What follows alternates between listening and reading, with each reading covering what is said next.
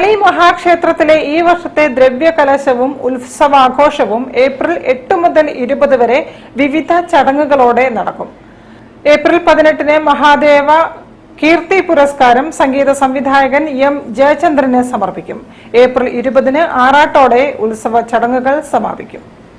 കലശങ്ങളിൽ ഏറ്റവും ഉത്തമമായ തത്വകലശവും ബ്രഹ്മകലശവും 12-ാം തീയതി 13-ാം തീയതിയായിട്ട് നടക്കും. 13-ാം തീയതി വൈകിട്ട് കൊടിയേറ്റമാണ്.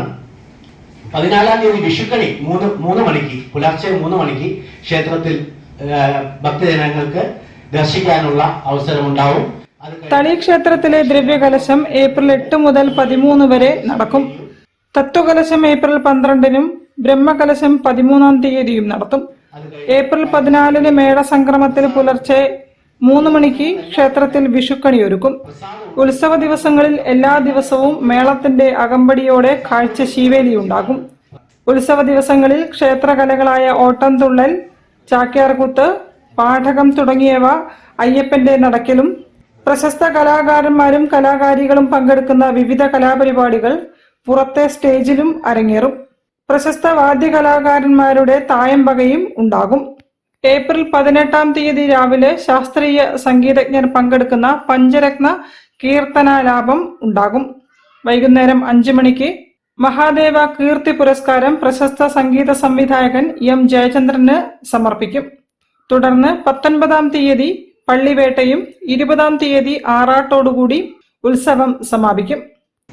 മോഹൻ ഭാഗവതരുടെ ശിക്ഷണത്തിൽ 151 സംഗീതജ്ഞർ പങ്കെടുക്കുന്ന പഞ്ചരത്ന കീർത്തനാലാപനം ക്ഷേത്രത്തിൽ ഉണ്ടായിരിക്കും.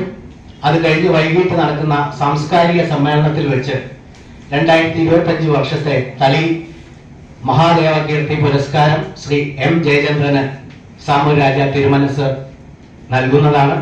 19-ാം തീയതി പള്ളിവേട്ടയും 20-ാം തീയതി ആറാട്ടോടും കൂടി ഉത്സവം സമാപിക്കും.